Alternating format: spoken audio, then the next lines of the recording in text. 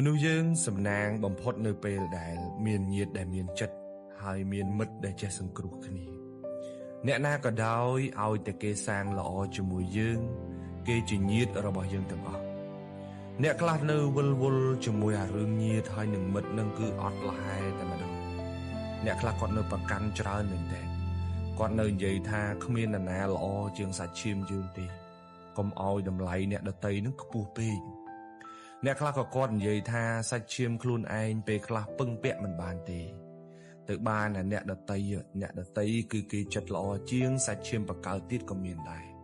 មតិទាំងពីរនឹងវានៅចម្រូងចម្រាសគ្នាច្រើនមែនទែនដែលធ្វើឲ្យយើងមានភាពប្រទាំងប្រទើសនៅក្នុងការរាប់អានអ្នកដតីមិនគួរយកមកប្រៀបធៀបទេហើយក៏មិនគួររើសអើងរវាងសាច់ញាតិហើយនិងសាច់ដតីនឹងដែរ